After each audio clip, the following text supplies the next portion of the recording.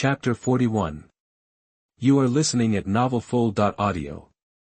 Chief, they are too arrogant.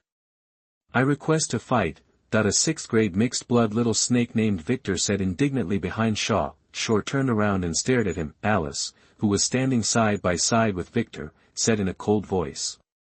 Victor, when you are weak, obedience should be the only rule you should know. Next time, please shut up without the chief's order.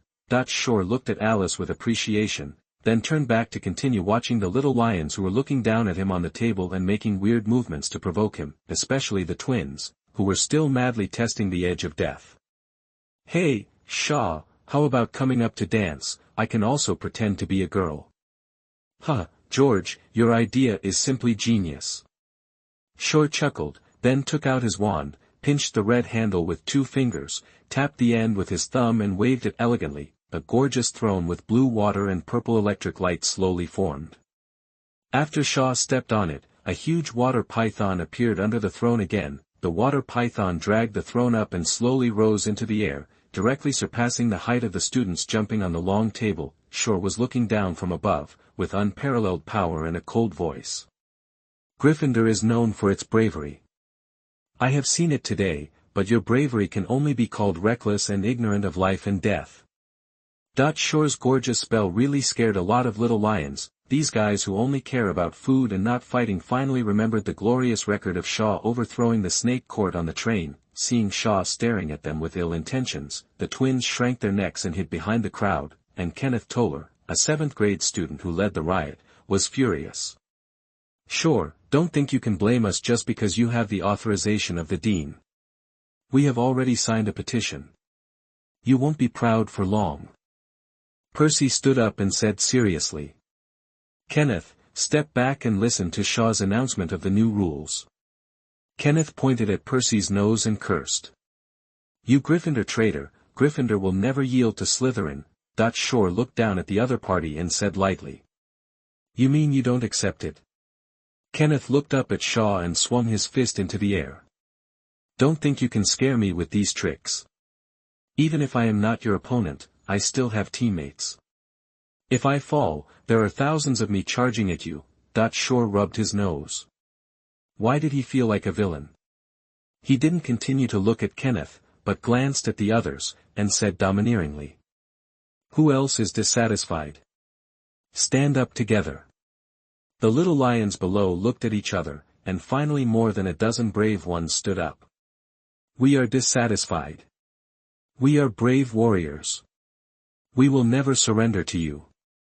Shaw put one hand on the armrest, leaned lazily on the back of the throne, and said undeniably.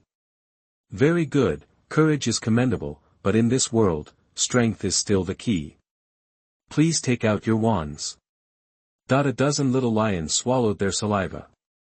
Everyone knew that they would have to fight in the end, so they took out their wands tremblingly. Shaw himself had to maintain his own status and keep the throne anaconda running, so he couldn't be distracted by the fight. He simply waved his hand, and 3 gorgeous playing cards flew out of the ring and hovered behind the throne. The 3 playing cards rotated quickly, flashing with halos, and the blue-purple tail flames were extremely dazzling, like a halo hovering above Shaw's head.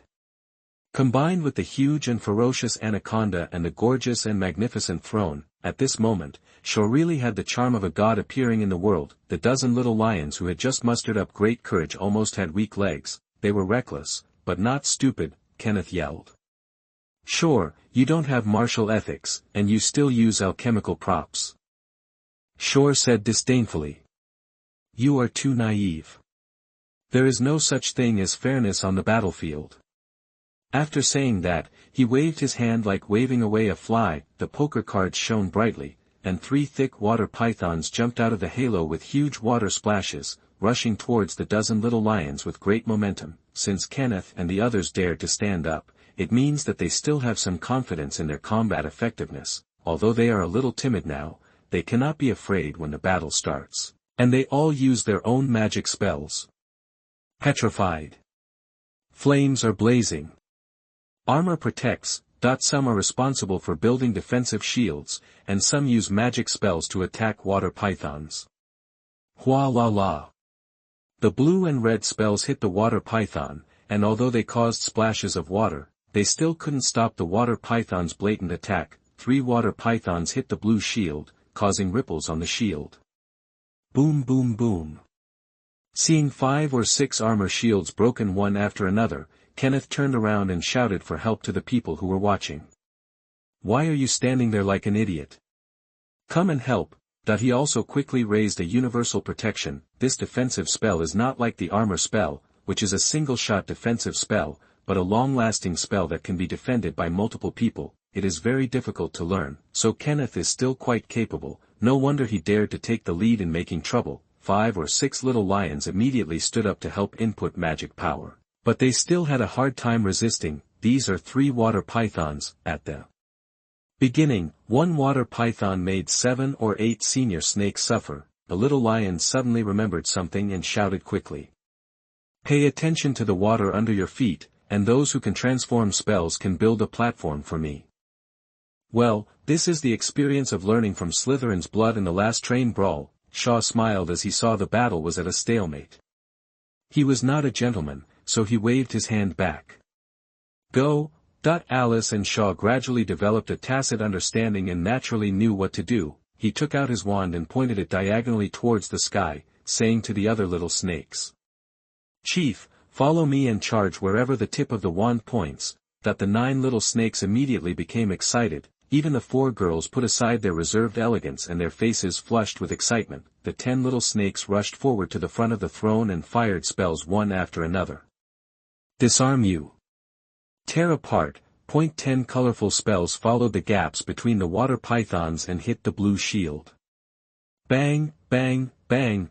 Seeing the shield crumbling, the little snakes laughed wildly. "Huh, idiots, prepare to die. Dare to disobey the chief, you are simply courting death."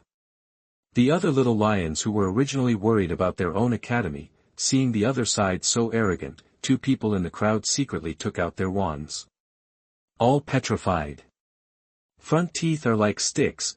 Sure enough, people should not be too arrogant, and 2 little snakes were immediately hit. Alice quickly ordered people to build defenses. Up to now, there is naturally no fairness. Seeing more and more little lions joining the battle, Xiaoer shook his head a little, thinking that he was still not strong enough. He raised the magic wand National Collapse at his fingertips. A stream of water sent him off the throne, and then the throne merged into the water. Python, turning into a giant python of more than 10 meters, then, the giant python rushed to the opposite side with an extremely powerful momentum. Xiaoer studied the body structure of the python for several days, and now the giant python he built himself is more solid and lifelike.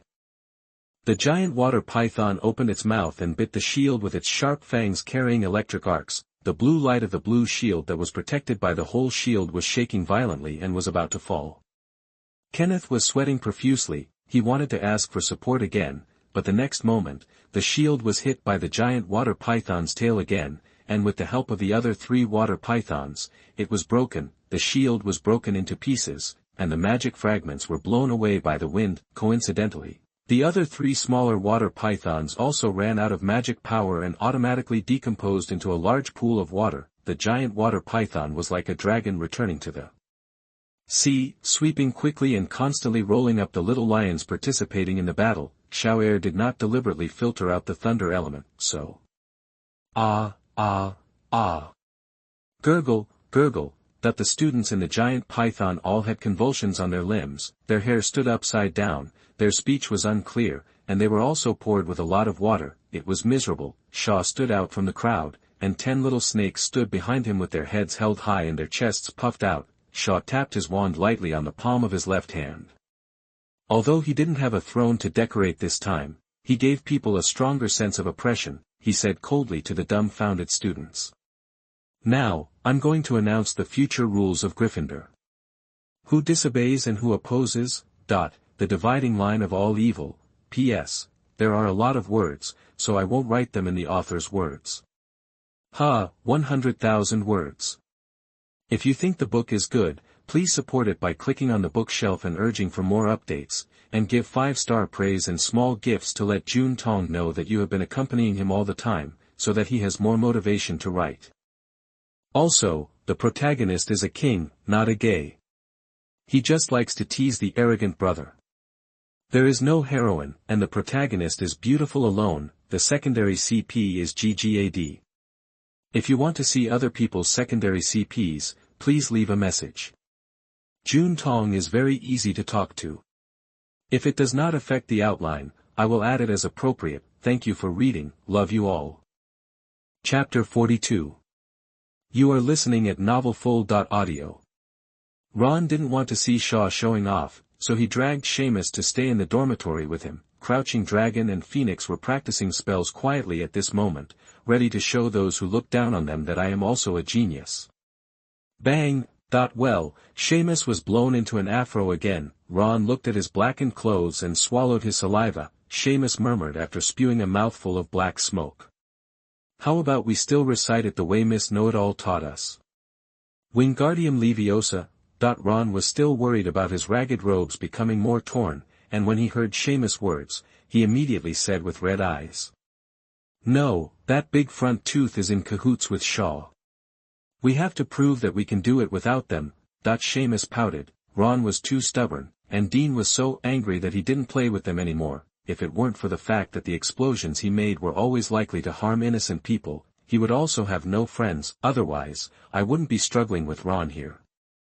Bang! A more violent shock and explosion sound came through the dormitory door. The two were startled, looked at each other, and came to the door and opened a crack. Shaw's cold voice sounded through the crack of the door. Gryffindor Prefect, report the actual number of people in each grade. 7th grade 27 people, actual attendance 27. 6th grade 30 people, actual attendance 30. 1st grade 31 people, actual attendance 29. When Ron and the others heard this, they suddenly had an ominous premonition. I originally thought that Gryffindor was too brave, to the point of being mindless and reckless. But these defeated people on the ground are not shameful, at least they chose to die standing, but I didn't expect that there would be cowards in Gryffindor. Very good, deserters on the battlefield will be hung on the mast as sacrifices. Ron hurriedly closed the door and chose to continue to be a turtle, but the next moment, a stream of water drilled in from under the door, like a vine, entangled him and Seamus. The two immediately felt like they had epilepsy. It hurts. Numb. The water stretched out a tentacle to open the door, and dragged the two out backwards. Ron moved forward with his back close to the ground, and his head hit the door frame, and a big bump appeared, but he didn't feel any pain at this time. After entering the lounge hall, he was directly hung on the wall lamp. The paralysis effect of the electric shock slowly wore off. Ron felt a pain in his forehead. He twisted his stiff neck and looked around. There were about 7 or 8 people hanging up. He looked down again and saw more than 20 people lying on the ground, and those little snakes were roughly pouring potion bottles into the wounded. This was not the worst. His two brothers were receiving electrotherapy in a water dungeon at the moment, their limbs twisted so much that they were already foaming at the mouth. Ron understood how Shaw conquered Slytherin. His scalp was numb and his heart sank to the bottom of the valley. This time, he was afraid that he would lose a layer of skin if he didn't die. Shaw looked at the wounded on the ground who recovered quickly, and couldn't help but sigh that Snape's potion level was really good. He glanced at the 8 people hanging on the wall lamp, then ignored them, and began to walk back and forth slowly in front of the crowd with his hands behind his back. His leadership temperament was obvious. Professor McGonagall asked me to rectify Gryffindor's study style, just 3 o'clock. In the future, refer to Slytherin for morning and evening self-study. Percy will supervise and record any violations. In the future, Slytherin will send people to teach Gryffindor about the etiquette of walking, sitting and lying. Those who do not cooperate will be severely punished. In the future, those who make mistakes will be punished with a 100-inch-long confinement in the sea of questions at the lightest. Those who resist today will be confined in a while. In the severest case, look at the 2 brave teenagers who have rolled their eyes over there. These are the special objects that Professor McGonagall has specifically instructed. They will receive 1 hour of loving care for the next 3 days. The little lions dared to be angry but did not dare to speak. After all, the most capable fighters have just calmed down at this moment, and the most noisy ones are still being tortured. However, they also began to consider whether to write letters to their parents or form a resistance army against tyranny. Shaw looked at their performance and knew that it would not work to suppress them blindly. Oh, there is one last item. From now on, I will organize a duel between Gryffindor and Slytherin every month. The top 3 in each grade will compete against each other, and the total score will be counted to determine the winner. This time, the little lions who were just dissatisfied immediately became energetic again. Kenneth staggered out and looked fiercely at Victor, who had just roughly drugged him. There will always be rewards and punishments for winning or losing. Shaw touched his chin, and the 10 little snakes behind him were also ready to fight, so he smiled and said, "Then the losing house will wash the winning house. 1 month of smelly socks and pants. 1 pair of fixed service." Everyone was shocked. Oh, Merlin's fingernails, my God, this must win. This sour reward and punishment system is really exciting. But winning seems to be really satisfying. I decided to wear this pair of socks on my feet for a month. I love self-study. I want to become stronger. Shaw was very satisfied with the reward and punishment system he came up with on the spur of the moment. Then he waved his hand and continued to give orders. Everyone stand aside. Tonight is the first evening self-study. Let's start with etiquette. Alice, take people to teach them well, and the rebels just now will start confinement in the sea of questions. The little snakes behind him immediately laughed maliciously. Hee hee. Before Shaw could say anything, Alice immediately cast a petrifying spell on the girl who laughed the loudest, stopping her laughter. Then she scolded coldly. "Telvi, where are your manners? Is this worthy of being taught in etiquette?" That the other little snakes immediately stopped laughing and looked at Alice in disbelief. Shaw ignored Alice's authority and handed Percy a pile of test papers from Professor McGonagall, and instructed. "You may not be welcomed at the beginning, but don't be afraid, you still have Professor McGonagall and me behind you, and they will definitely be grateful to you in the future." After seeing Shaw's thundering methods, Percy really admired this young man. He used to be obsessed with power, thinking that he could have everything if he had power, and he could change his embarrassing family life and not let his younger brothers and sisters wear old robes. And now, Percy has the idea that violence seems to be a better solution to everything. Percy bowed slightly and said solemnly, "Sure, don't worry, I will strictly supervise and record." Shaw patted his shoulder without hesitation and continued to fool him. "Remember, you are creating a new Gryffindor, go ahead." Percy's eyes were fanatical, his back was straight, holding the papers, and he went to do the most annoying job with vigor. Harry saw that Shaw was finally done, and walked over and asked in a low voice. "Sure, how are you going to deal with Ron and the others?" Shaw looked sideways at Harry and his accidentally exposed electric scar. He seemed to be a little confused, so he reached out and pretended to rub Harry's head, feeling whether he could directly absorb the fragments of Voldemort's soul, but he said some vague words in a warm and gentle manner. "Harry, if people make mistakes, they must accept punishment. Ron and others don't even have the courage to face failure, so I must at least let them know what shame is. Well, let's hang in shame for a night." Harry felt Shaw's gentle palm covering his forehead, and suddenly felt cared for by his brother, so he agreed unconditionally without thinking. Ron and others should indeed be taught some lessons and be warned. Ding, an evil soul detected. The dividing line of all evil.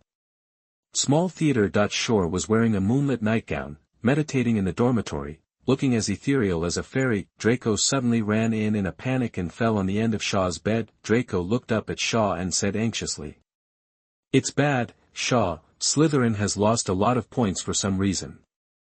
It was 900 points yesterday, and 170 points were deducted today." Shaw narrowed his eyes slightly, but was not panicked. He stretched out his hand to smooth Draco's messy platinum hair and said gently, "Don't worry, maybe a little snake was caught by Professor McGonagall or Filch during the night." Draco's emotions were slowly calmed down, but he still said unwillingly, "But the college score is the result of your rectification of the school spirit. I am unwilling to lose it like this." Draco said, and immediately stood up and said excitedly, "I will go to gather the Slytherin throne members, and we will work harder next time." After Draco left for a while, Shaw heard a boiling voice coming from the lounge. "Throne owners, follow me to fight for the 5-star honor. Let the school score break 9 again, ahem," the sound of a big man who understands the little drama. Chapter 43. You are listening at novelfull.audio. While Shaw was rectifying the Gryffindor school style, Professor McGonagall, the headmaster of the Lion House, was talking to Dumbledore in the headmaster's office. McGonagall's face remained unchanged, watching Dumbledore playing with a pair of woolen socks, and his face was still distracted. After she came in, she asked several questions, but the other party seemed not to hear, so McGonagall had to go forward and knock on the table. Knock, knock, knock. Dumbledore looked up in confusion. "Ah, it's Minerva, what do you want to talk to me about?" McGonagall's stern face almost couldn't be maintained. Was the other party stabbing her heart? She suppressed her anger, pursed her lips and asked again. "Albus, what have you been busy with recently? I looked for you several times, but you were not in the office. I left all the school affairs to me alone. How can you be so at ease?" Dumbledore put down the woolen socks carefully, which he had carefully selected after running to several stores. He had just been hesitating whether it was too early to send it to Gellert now. After all, it was not too cold. Dumbledore looked at McGonagall, who was about to lose his temper, and smiled warmly. "Minerva, you are the boss of the school." McGonagall couldn't help but hold her forehead. It was always like this. "This time I came to discuss with you about asking Shore Black to help me clean up the style of study at Gryffindor College. You were not here before, so I have authorized Shore, but I am a little unsure, so I came to ask you, the leisurely, wise, and great headmaster." Dumbledore's blue eyes blinked slightly. He did not ask McGonagall why she suddenly had this idea. After thinking for a while, he said directly. "The magic world will be a little turbulent in the next few years. It is a good idea to let Shore improve the self-protection ability of those little wizards." McGonagall quickly extracted the key words and asked anxiously. "Turbulence. Albus, what does that mean?" Dumbledore naturally believed McGonagall, and he sighed and explained briefly. "Alas, Tom is back, maybe he is in Hogwarts." McGonagall was very anxious. "How dare the you-know-who? Albus, have you found him? Why didn't you expel him?" "No, I just inferred from the clues that Tom should have come to Hogwarts." Dumbledore subconsciously glanced at the wool socks as he spoke, and then continued. "And I may have to go out often recently, so I agree in principle with Shaw's improvement of the strength of the young wizards." McGonagall felt distressed, wanted to turn into a cat and stretch her body. After talking to Dumbledore about a few more school affairs, she hurried away. She felt that Shaw could be given more power. After all, it was unimaginable that there was a demon lurking in the school, and precautions had to be strengthened. After Professor McGonagall left, Dumbledore pondered for a while. He naturally knew about the commotion Shaw had made, but things had to be prioritized. The matter of Harry hiding in the campus could not be put first, and Harry's crooked growth could not be taken care of either. Dumbledore pondered for a while, took a glass of lemon sherbet from the table and took a sip. "It tastes good. It seems that it is time to let Shaw come over to taste the dessert I bought. Good people should like sweets." Philia's black in the portrait of the headmaster on the wall said with a mustache. "Albus, you should have asked my most outstanding great-grandson to come over and communicate with you. You are all so talented in transfiguration." Dumbledore ignored him and continued to think about how to appease Geller's special tricks, so Philias continued to chat. "Ah, life is so unpredictable. I didn't expect that my black family could also have the possibility of a legend. After all, it's all thanks to my good leadership of the family." Gryffindor Common Room. Ding, an evil soul is detected. Ding, the evil soul is detected to be slightly entangled with the host soul, whether to absorb it. Shaw was stunned for a moment, secretly asking if it would hurt Harry. After getting a positive answer, he couldn't help but sigh secretly. He took his hand away from Harry's head and looked at the thin Harry. The other party was already very miserable, and he was also Sirius's godson. Although he didn't like Sirius, who thought he was a rough man, he still had feelings for him, feeling the warm hand on his head leave, Harry felt a little disappointed. He suddenly thought of something and whispered it quickly. "Sure, Hermione, and I found a three-headed dog in the restricted area on the 4th floor, and also found a man in black spying. We didn't see who it was, but I think it was Snape." Sure frowned slightly. He didn't want Harry to continue to interfere with the main plot, which might disrupt his own arrangements. "I know about this and will deal with it.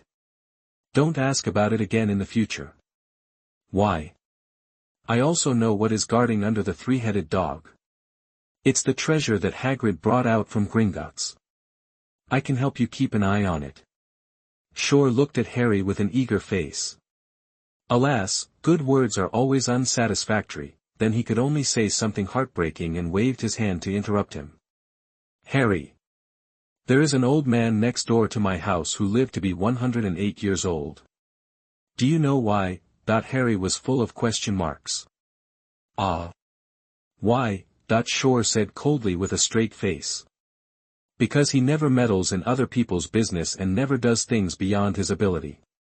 I just taught a lesson to more than 20 reckless people." "Are you the same?" Harry's face turned pale. He was a little unconvinced in his heart, but he couldn't say anything to refute. After all, he was still too weak. He clenched his fists and nodded. I know. I will work hard to become stronger." "If you want to become stronger, you must be self-disciplined first and learn etiquette." After Harry left with Neville in disappointment, Alice came over to report. "Chief, I have assigned them tasks." "Well, they did a good job." Sure looked at the 9 groups of people in the field, forming 9 small circles, with a little snake in the middle simply teaching the little lions to walk, sit and lie down. Of course, many little lions were absent-minded. Sure didn't think he could change the behavior habits of the little lions all at once. The little snakes can, because they have the foundation. Sure was idle, so he stretched out his hand to summon a chair and sat down. He leaned against the back of the chair, crossed his feet, and played with the wand National Collapse in his hand, looking a little lazy, but not without elegance. Alice came to the back of the chair and stood still naturally. She held the wand behind her back with one hand and put one hand lightly on her abdomen, looking respectful and elegant. "Chief, many classmates have asked me recently how to get the sequence poker you gave me." Sure smiled, took out a Duke of Hearts card from the ring, and let it float in front of him. "This sequence is for Gryffindor. The 4 suits of poker have many meanings and derivatives, but here at Shaw, they naturally have to be defined by themselves. Slytherin, spades are black-hearted, cold and shrewd. Gryffindor, hearts are hot-blooded, brave and courageous. Ravenclaw, plum blossoms are fragrant, knowledgeable and far-sighted. Hufflepuff, diamonds are square, loyal and fearless." Except for the king, there are only 52 cards in a deck of cards. The adult wizards outside must also be in the scope of investigation, so the little wizards who can get their turn must be the elite among the elites. "So, Alice, have you observed any talents that can be used? Not just fighting power, not just Slytherin."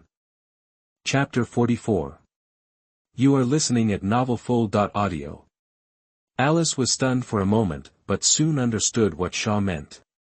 She thought about it before speaking. "That Percy is really good. Although he is old-fashioned, he is rigorous in his work. There is also a girl named Angelina among the girls. She is capable and there are some good ones, such as the 5th graders. Our own academy, since the chief gave Mrs. Monta a chance today, it means that you are still optimistic about him. I will continue to observe his attitude and tendency, and, these half-bloods are all good candidates for investigation." Sure did not express any opinions, but just listened quietly to Alice's analysis. "As for the other 2 academies, I still need to observe." "Chief, I have finished speaking, please give me your instructions." Sure nodded slightly and praised generously. "You are very careful, and I am relieved, but you can set your goals lower, don't just focus on the senior grades.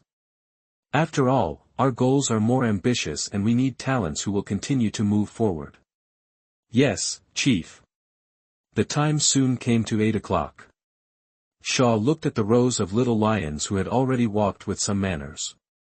Although they were awkward, they were acceptable, so he stood up and announced. Okay, today's evening self-study is over. I hope everyone will continue to work hard in the future. Disband. Yeah. Ah, we are free. Instantly, everyone cheered. The little lions were liberated like prisoners who had been trapped at home for several years, and they danced and ran around in the lounge. Many people excitedly began to take off their clothes and throw them into the air, and some people even hugged the people around them and kissed them. Ahem. Regardless of gender, the twins were also released from the water prison at this moment. George twisted his mouth and Fred squinted his eyes. The two hugged each other and rolled on the ground, muttering in their mouths. George with a twisted mouth, it's terrible, terrible, but also very exciting. Fred with squinted eyes, what do you think will happen if we put this electric shock effect into a dung egg? Shaw watched this scene with interest. Suddenly, a spark exploded in the sky. Bang! Quiet, a loud roar followed, instantly quieting the lounge. This time it wasn't Shaw who made the noise. Instead, Mag, with a serious and rigid face, slowly walked in from the entrance of the lounge. All the little lions looked at their dean stupidly. Mag came to the front of the noisy crowd, looked at the few people hanging on the wall lamp with their eyes closed and pretending to be dead, and the twins who were hugging each other and grinning after being released from the water dungeon. I have been observing secretly, and I am both pleased and worried. I am pleased with your progress in manners, but I am also worried that Shaw's methods are too cruel.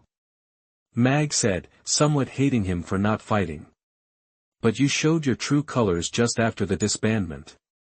Are lions really not worthy of elegance? All the little lions lowered their heads, not daring to face the disappointed eyes of the dean. Mag was full of momentum, pacing back and forth in front of the crowd, like an angry lioness. I know what you are thinking. After all, I am also a Gryffindor. Do you still want to hold a violent and uncooperative attitude and write a letter home to complain? McGregor glanced at the guilty little lions and spoke like Snape for the first time. Don't dream. I will write to your parents in person. I think they are willing to see your progress. Moreover, from today on, I will grant Shaw the right to be the deputy headmaster of Gryffindor as the deputy headmaster to fully supervise your progress. All the little lions' faces changed drastically, their hearts were ashen, like snow in July, and their bodies and minds were cold. Some even knelt down in despair and shouted to the sky, no, no, no. The twins lying on the ground looked at each other and burst into tears. Fred with slanted eyes, I'm so upset. Will I suddenly become a crying fool? George with crooked mouth, be patient. I'm already thinking of a way. Let's bear the humiliation.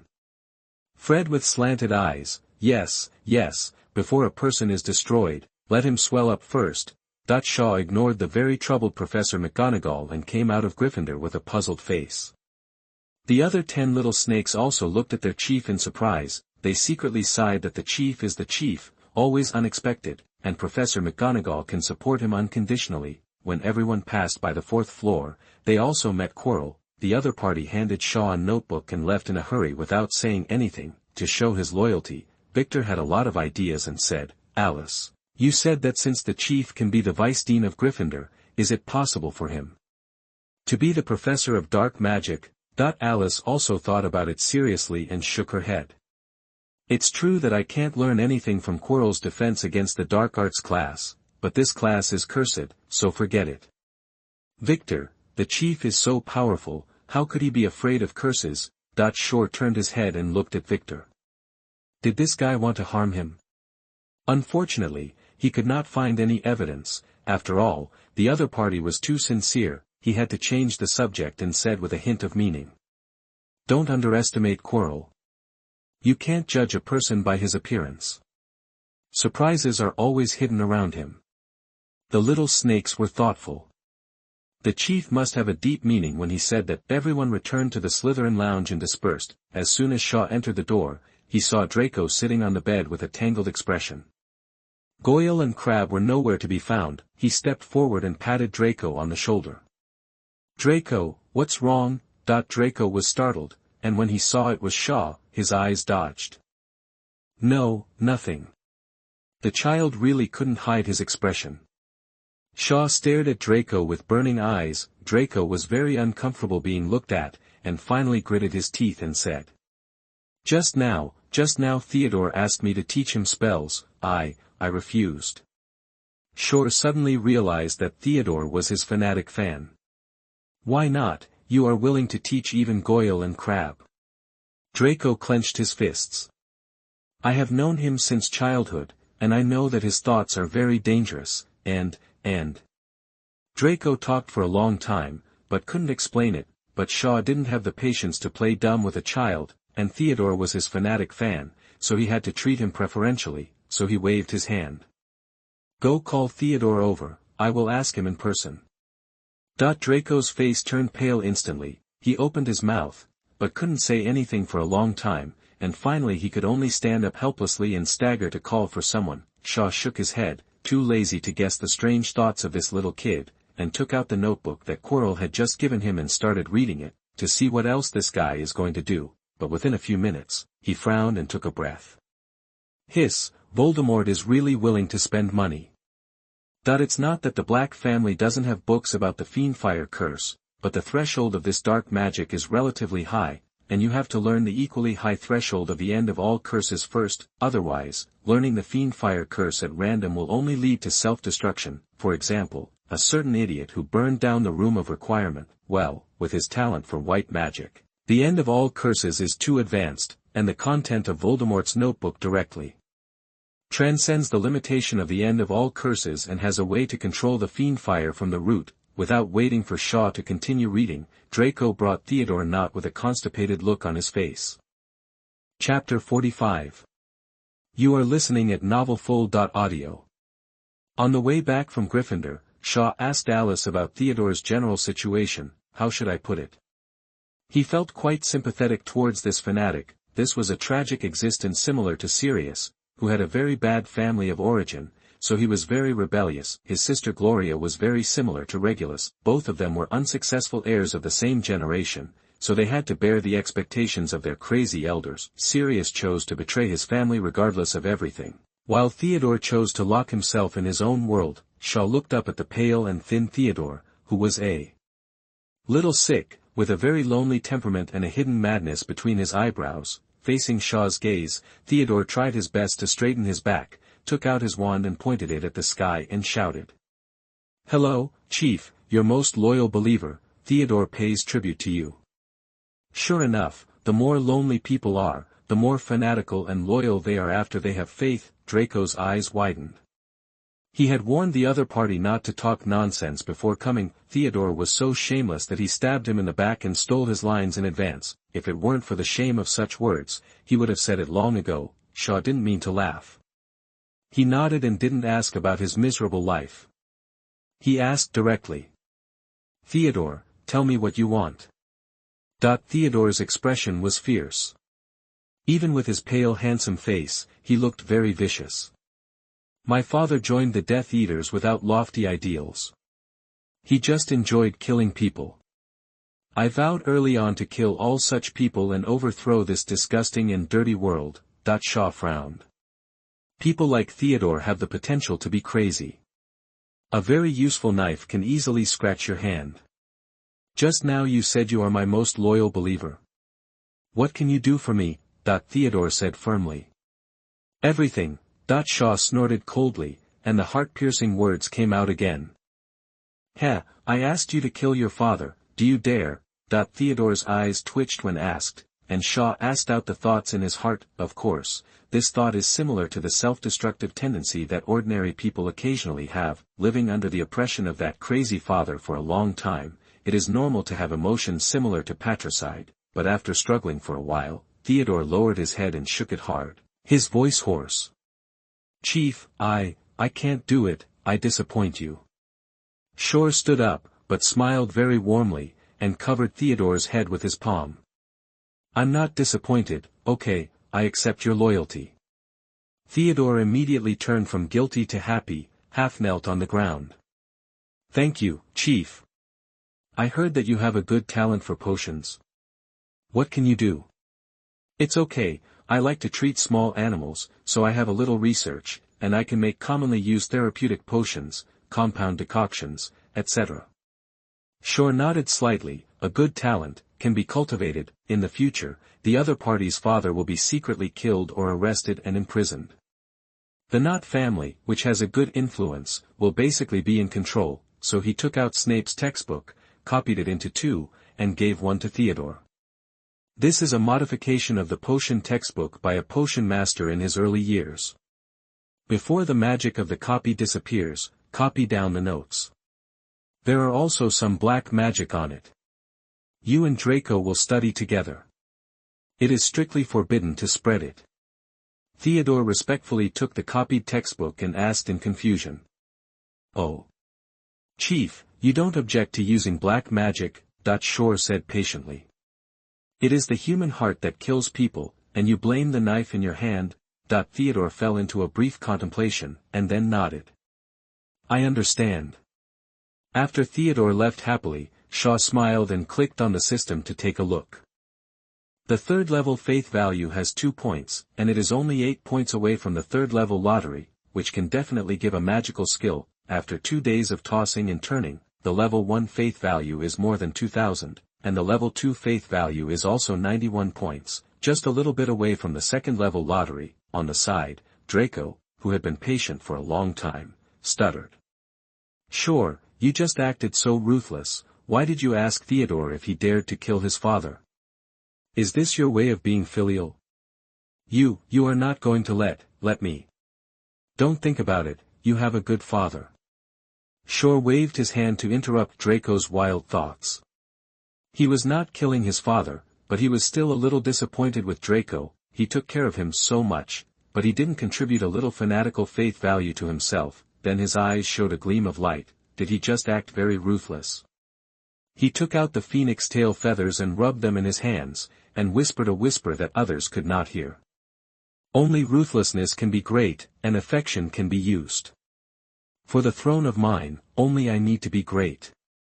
Then sent Draco, who was tangled in various ways, to do his own things. Then Shaw took out the notebook given by Voldemort and continued to read it. The more he read, the more happy his eyebrows became, but soon, the more he read, the angrier Shaw became. After a while, he couldn't help but curse.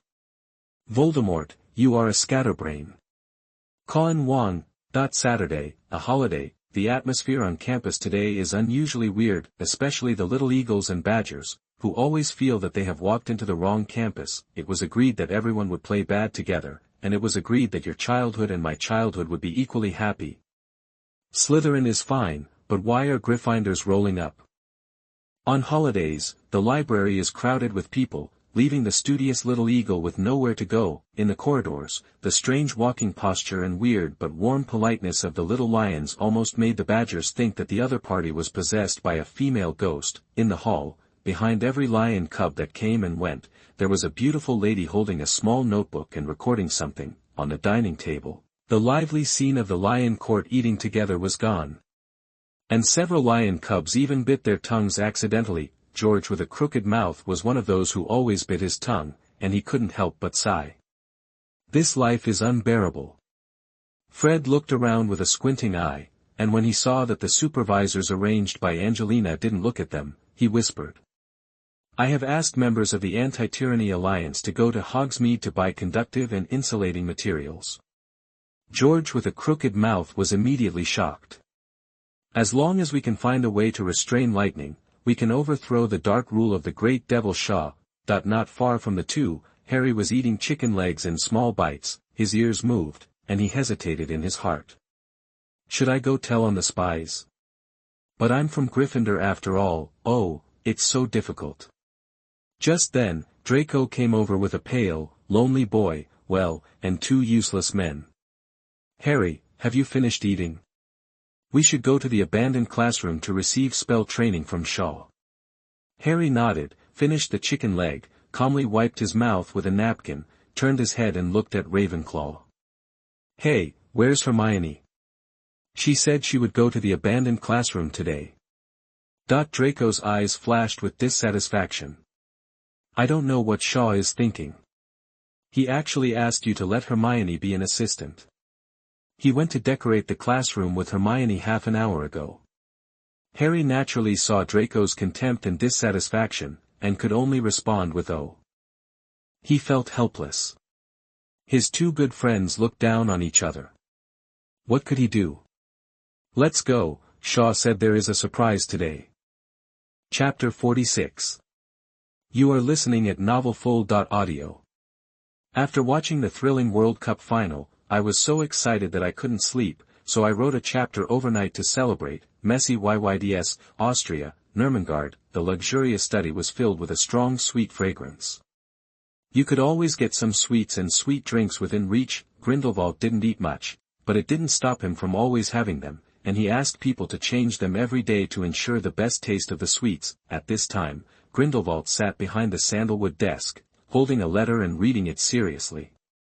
His eyes flashed with anger from time to time, and the air exploded from time to time because of his boiling magic. This was the fourth time he had read the letter. The first time, he almost exploded with anger. The second time, he showed a thoughtful look. The third time, he still felt like exploding on the spot.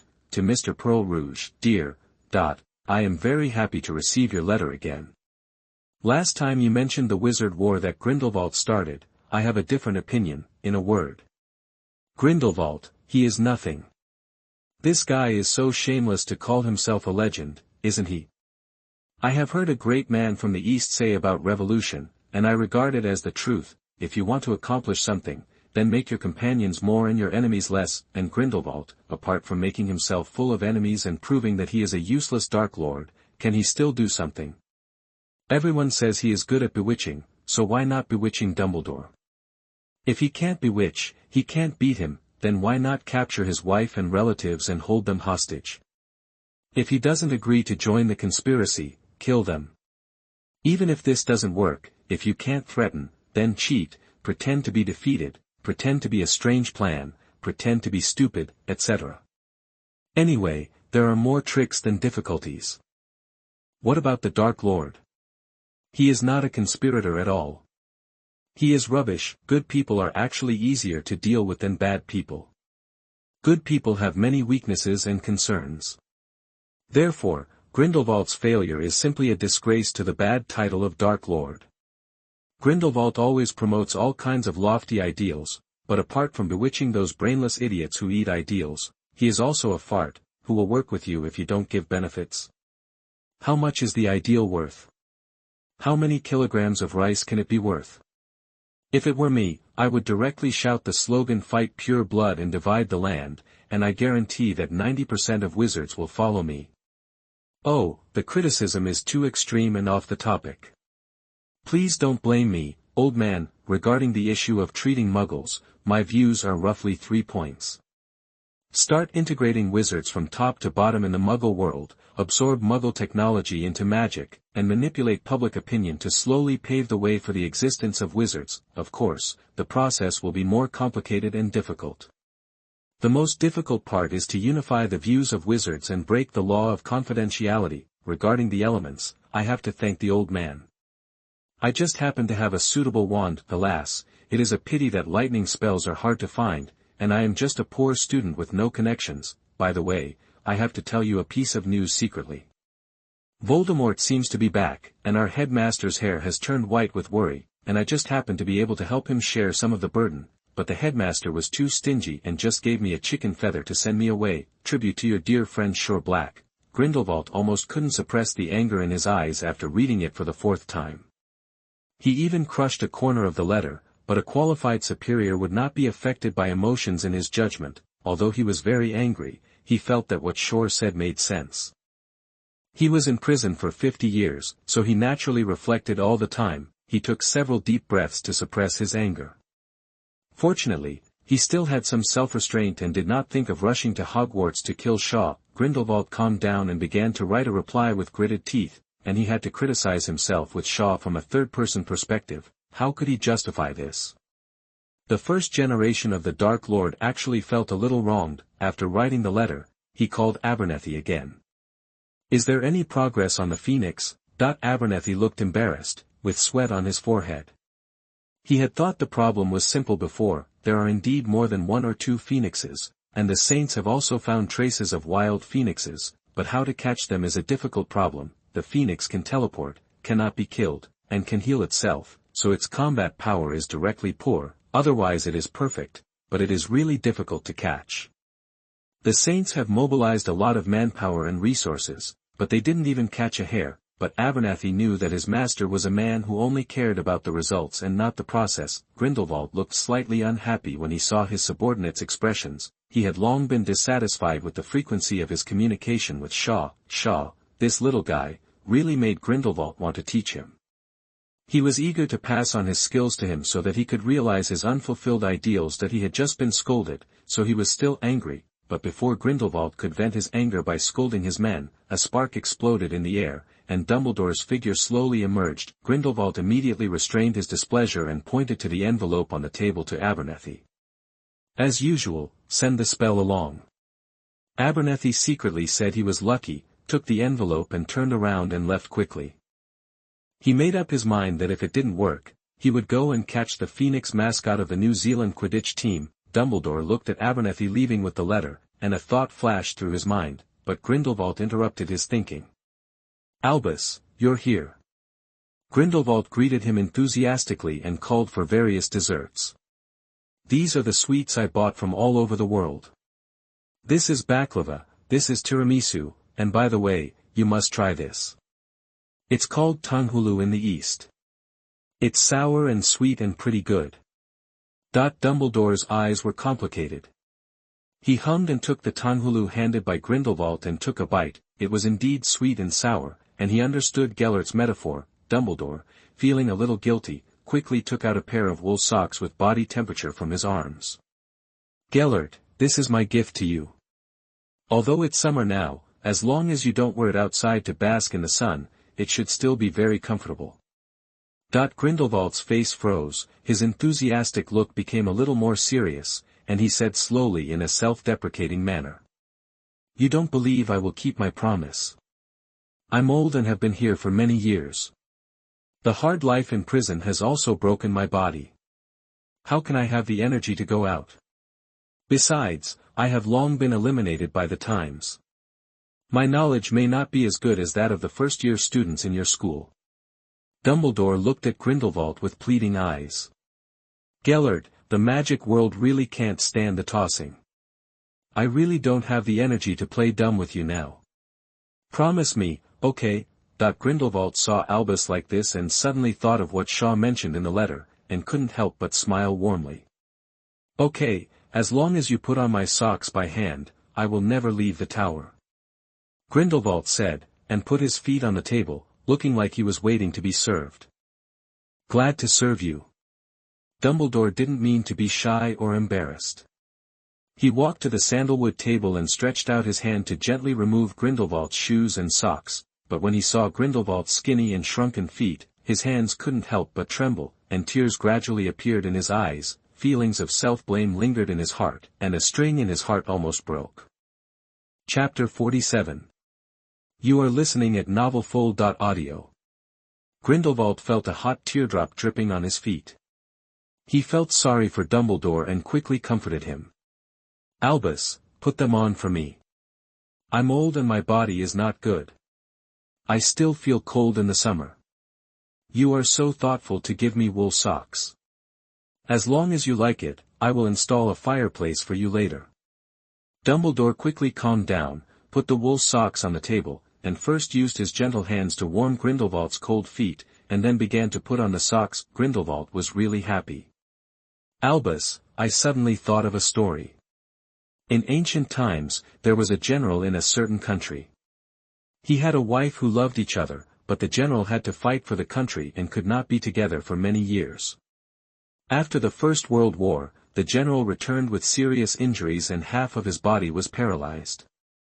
Instead, his wife was somewhat happy and took care of her paralyzed husband without abandoning him.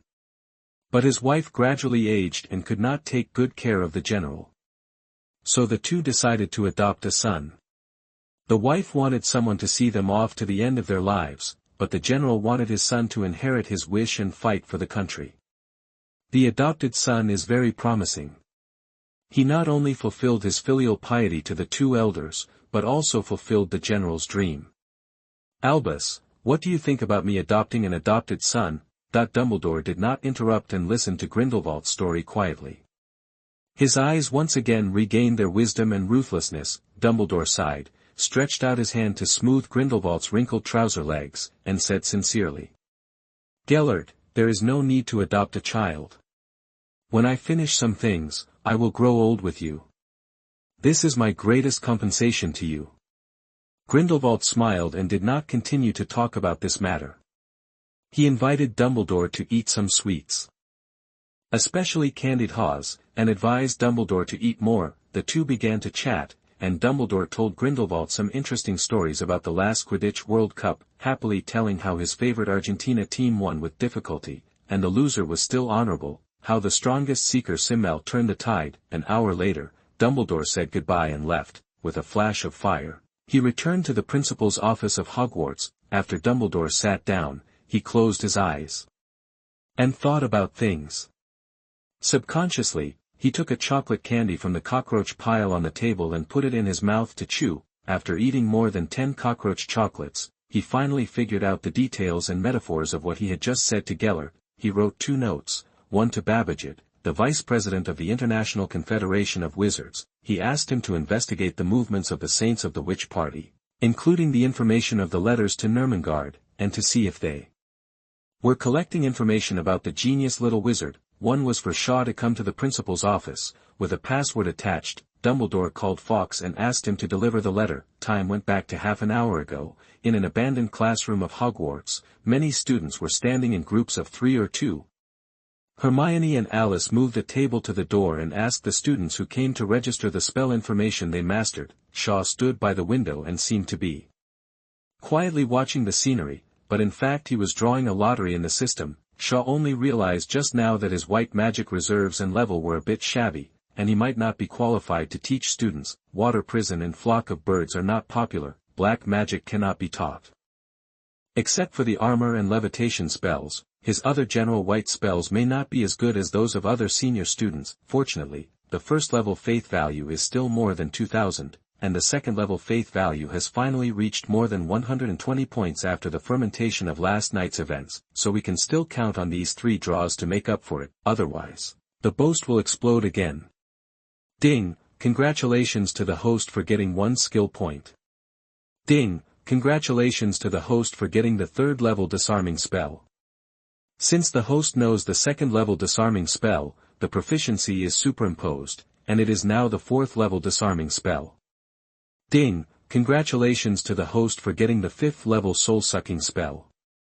Xiao saw these 2 spells and pondered for a moment. First, add a little skill to the disarming spell to make it a 5th level spell, which is the spell to be taught later, and the effect of the 5th level soul-sucking spell moved Xiao very much. Spells and curses are 2 different concepts. For example, the previous Water Prison spell is a composite spell, which is a comprehensive application of water control spells and transformation spells. The same is true for the Soul Absorption spell, which is a high-level composite spell of absorption spells and magic power extraction. As expected of a product from the 2nd level lottery pool, the effect is indeed very powerful. As long as there are enough magical life forms for him to absorb, the magic power reserve will increase by 50 scales per year. It cannot be absorbed infinitely, it is just a matter of physical fitness. Soul absorption is a weakened system absorption. Xiao is thinking about this. Go find some magical creatures to absorb, and soon you will have more magic power than an adult. Wait for 2 years, TSK. Even if you can't beat the legend, you can still win. If you earn enough faith points during this period, it's hard to say who will win or lose. Sure, the students of both colleges are here, and the spells have been registered. Should we start the class? Hermione's voice sounded in his ears. He came back to his senses and turned around to see Hermione with an expectant face and a classroom full of students. He was a little impatient and had to give up the plan to go to the Forbidden Forest immediately. He nodded to Hermione, walked to the podium calmly, looked at the students below, and suddenly felt that this feeling was not bad. He began to speak to the students in a loud voice. Today is the first spell instruction, so let's not talk about those things. The only goal of our class is to become stronger. As he said this, he ignored the burning gazes of many young wizards, took out his wand, pinched it between his 2 fingertips, and wrote a few halo fonts in the air: spell, gesture, emotion. The successful casting of a spell depends on these 3 elements. and I think the most important thing is emotion, which can be derived into will. You can learn both gestures and spells, and the gestures and spells in many regions are different. You can't expect people who only know French to read English spells. And magic is idealistic. You have all experienced magic riots, which also depends on your emotional instability at the time. Shore looked at the young wizards below the stage and began to lose interest, and suddenly woke up. It's also his own fault for his lack of experience. For these young wizards who have long been tired of taking theoretical classes, he should directly serve the main course. And today, I will teach you a common self-defense spell, the disarming spell. As he spoke, he shook his wand lightly, and a red light as thick as an arm, like a piercing sword rainbow, shot towards a stick-holding dummy in the corner at high speed. The dazzling spell illuminated the abandoned classroom red, the stick-holding dummy that was hit exploded directly, and the effect was comparable to the explosion spell of ordinary people. The power of this spell naturally shocked a group of young wizards, causing a gasp. They have all seen what the disarming spell looks like, but this rainbow-like disarming spell is really the first time they have seen it. Merlin's silly hair, is this a disarming spell? I don't have much education, Shaw, don't lie to me. But this spell doesn't look like Huang Guang's explosion spell. The chief is worthy of being the chief, and the disarming spell he uses is so different. Hermione was full of curiosity and immediately raised her hand and asked loudly. Sure, why is your disarming spell so powerful? Chapter 48.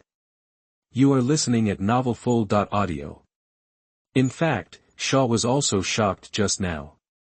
After all, it was the first time to use the 5th level disarming spell, and the power was not controlled well. After hearing Hermione's question, Shaw said after a moment of hesitation. The magic world has never had the practice of distinguishing the levels of spells. At most, it is just an evaluation of proficiency. Today, I will tell you my views on the levels of spells. The little wizard was instantly interested when he heard Shaw's words. The magic world does not have a clear division of spell levels, mainly because it is too troublesome. There are so many different kinds of spells, the magic world is too lazy, and the academic atmosphere is not very strong. Although there are academic journals like Transfiguration today, not many people really buy them to read. And the symbolic meaning is greater. Shaw saw that these little wizards were finally interested. And smiled and continued to explain. Take the disarming charm as an example. The first level disarming charm is the initial mastery, and it can be used sometimes and sometimes not. The second level disarming charm is considered to be officially mastered. Harry, you come and demonstrate it. Okay. Harry didn't expect to be called.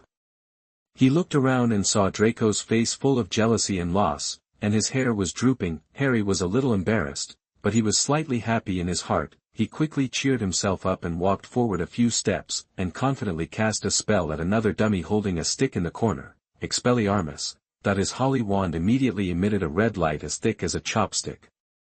The small stick in the dummy's hand flew backwards to Harry and was caught by him. Harry, the disarming charm is used well. You can use this spell as your main attack spell in the future. Shore, standing with his hands behind his back, gave some instructions. Harry's disarmament spell was more skillful than the last midnight duel, almost reaching the level of a 3rd level spell. For a 3rd level spell, unless you have a talent for spells, you need to spend a lot of energy to practice and study it. Montague, you come and demonstrate it. Montague, who was standing at the back of the crowd, was a little confused. He came here with the attitude of slacking off. After hearing that he was going to teach the disarmament spell, he became even more lazy. Unexpectedly, there was still something for him to do, so Montague didn't bother. He came to the front of the crowd, bowed slightly to Shaw, and then took out his wand and chanted a spell on the dummy. Expelling your weapons.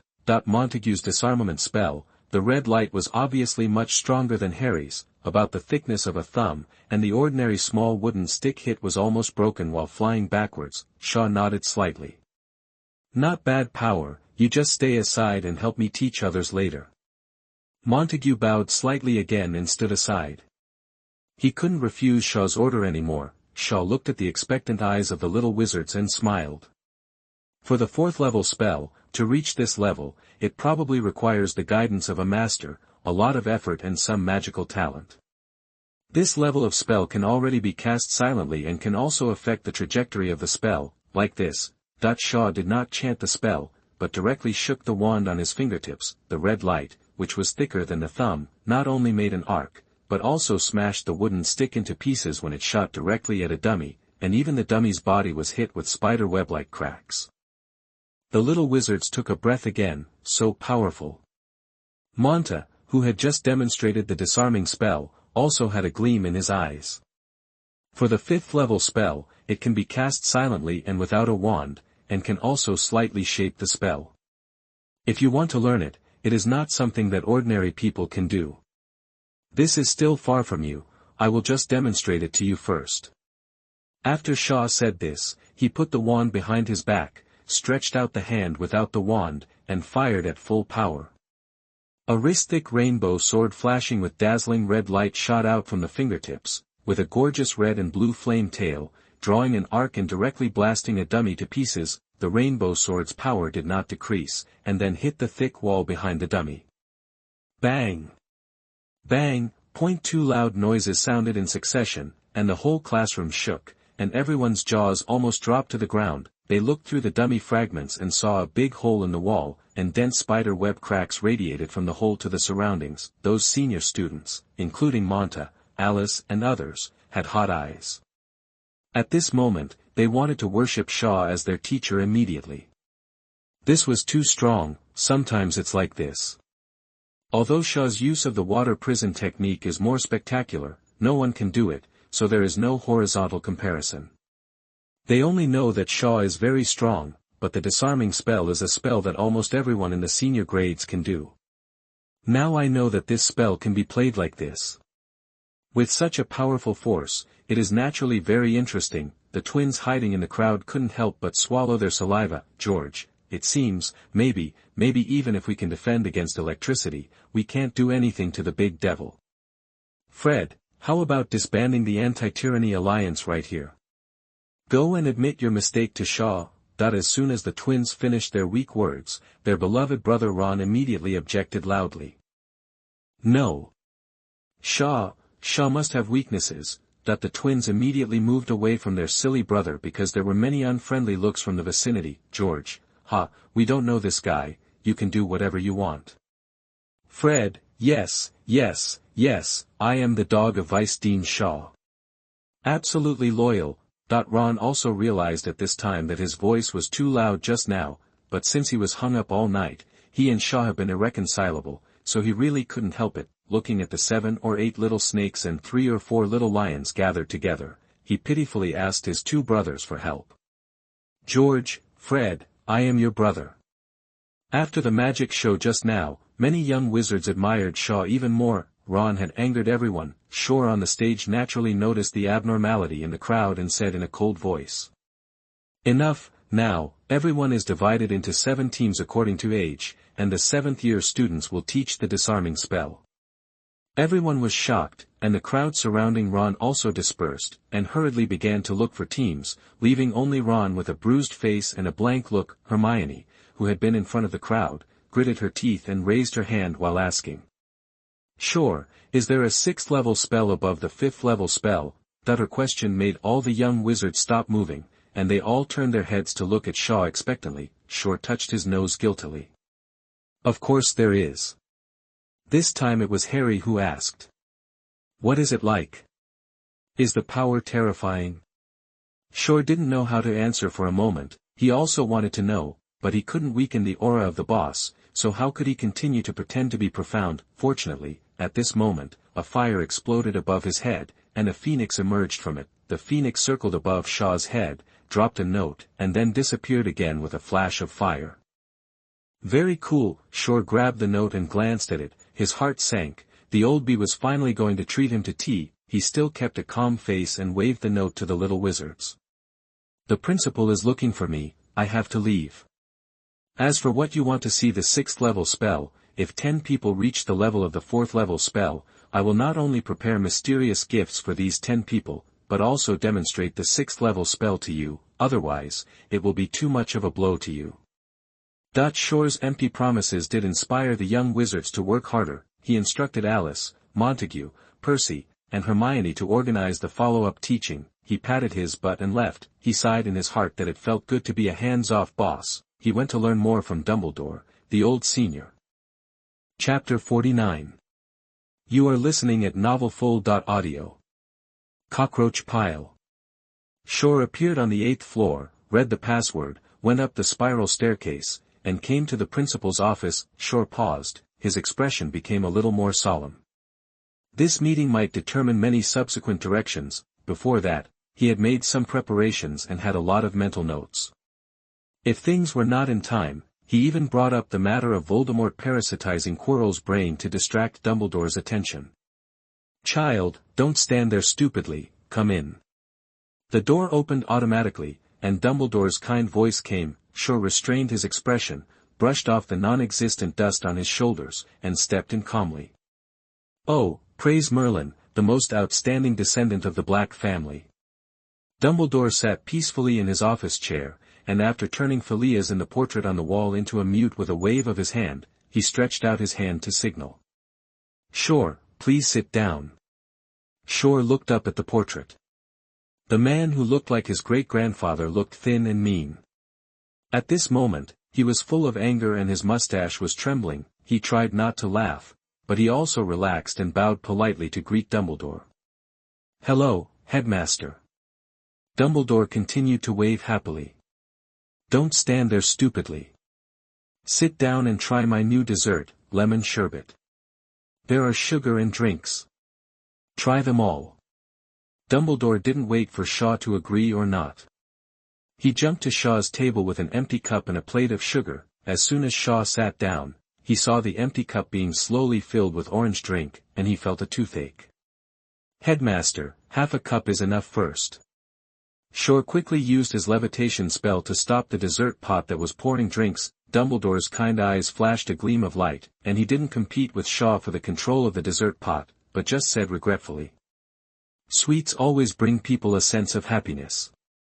People who love sweets are not bad people." Shore felt very disgusted. Since he stepped into the door, old Dumbledore has been putting on eye drops for him. He first emphasized the host and guest outside the door, then sealed his great-grandfather's mouth to show that he would not look at the old feelings, and forced himself to eat sweets to express a tough attitude. The last sentence was even more of a hidden warning. The old bee was not a son of man, and he went back to write a letter to scold Grindelwald to vent his anger. Shaw picked up the glass and took a sip. He choked to death. He put down the glass and prepared to fight back. After experiencing so many poisonous chicken soups on the internet in the future, Shaw was not afraid of arguing. "Principal, this is too sweet. Maybe only people with bitter hearts like it." Dumbledore's old hand paused. Without waiting for him to speak, Shaw began to take things out of his ring, a set of tea sets, a can of bitter tea, and a small red clay stove. "Why don't I treat you to tea, Principal? This is the tea art I learned from an Oriental friend, which made me realize many life philosophies." Dumbledore was interested for a while, stopped testing Shaw's character, and watched Shaw's performance with interest. A person's hobbies can also reflect a person's personality traits. On the luxurious long table, the red stove and small pot were steaming. Shaw moved gracefully and warmed several teacups. He took a handful of tea leaves from the small pot and put them into the tea strainer on a small plate. He stretched out his hand to hold the small pot, tilted it and poured it, and a scent of tea rose when the boiling water met the tea. This person always needs to go through hardships like boiling water before happiness. While washing the tea, Shaw told Dumbledore his feelings calmly. After washing the tea, he put some of Microsoft's tea leaves in 2 white jade teacups. He picked up the small pot again and slowly poured water along the wall of the cup. Gulyalu, Garolu. The tea leaves rolled up and down in the cup, slowly curled and stretched, sinking and floating. And before people are most successful, they need to experience more ups and downs. The color of the tea slowly turned like amber, and a stronger fragrance of tea instantly spread out. Dumbledore's crooked nose was a fierce sniff, and he almost couldn't help swallowing his saliva. And with these trainings, people can be as delicious as this cup of tea. After drinking a sip, success or failure is no longer important. Shaw chuckled and poured the tea.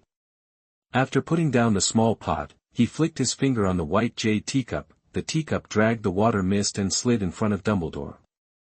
The distance was just right, but the tea was not stirred at all. At this moment, Shaw was so handsome, Dumbledore really didn't mean to look down on Shaw at this moment.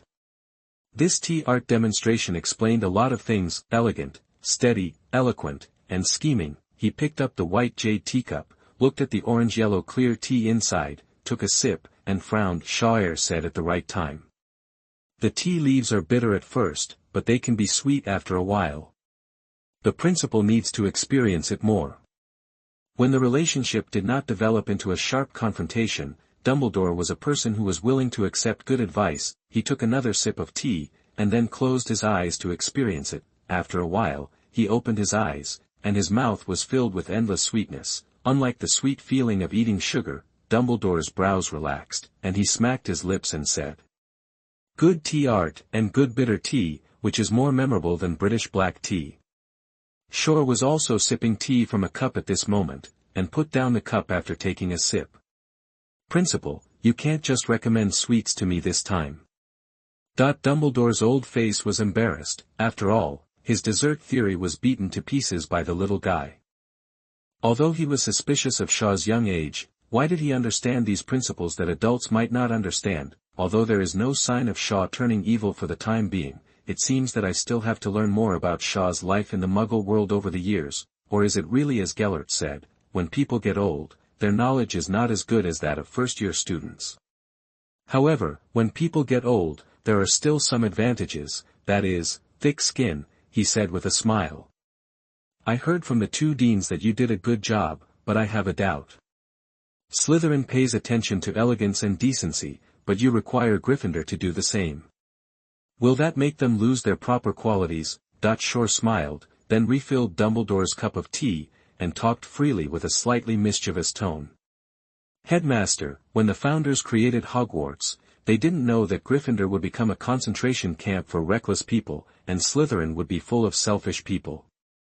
I'm just correcting what the school should be like, teaching and educating people.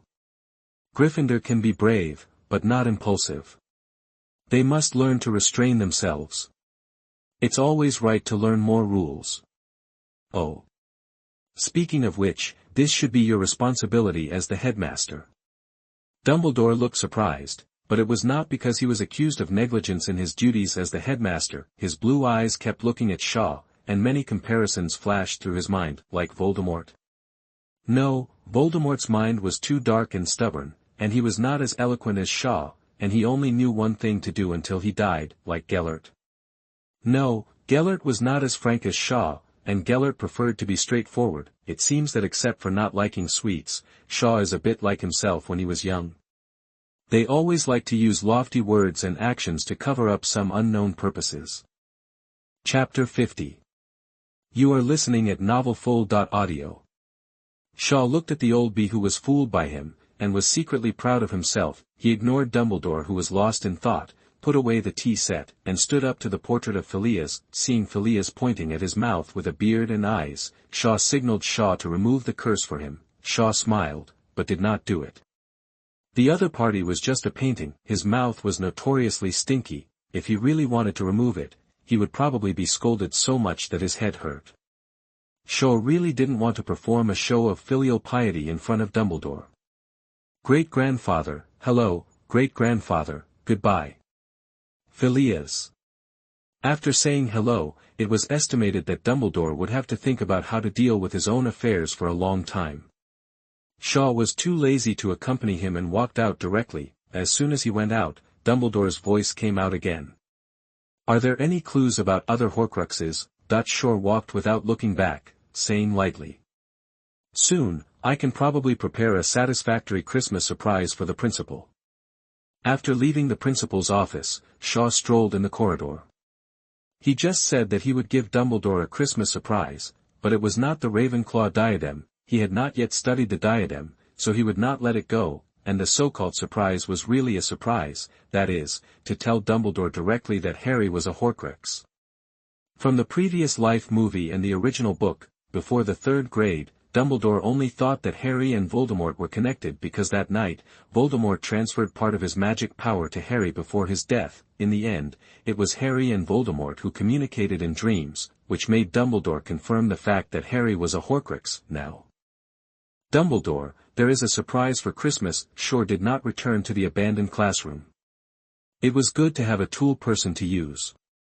Then he took out a notebook and read it on a balcony by the window on the 8th floor. The breeze was blowing gently, and it was time to read. The notebook was Voldemort's experience in using the fiery curse. The book is very good. It explains the fiend fire in a simple and easy-to-understand way, and points out that the essence of the spell is the curse. Voldemort also gives an overview of a self-created spell called Serpent Spell, which is a complex spell. Shower just read these explanations and notes. Even if he didn't try to practice it once, the fiend fire spell was already level 2 in the system mark. It can be seen that Voldemort still has the potential to be a professor, but what is speechless is that later on, about how to overcome the restrictions of the counter curse all curses end and the use of the upgraded version of Fiendfire, an even detailed explanation of the content of Serpent Spell, Voldemort got stuck, and it was over.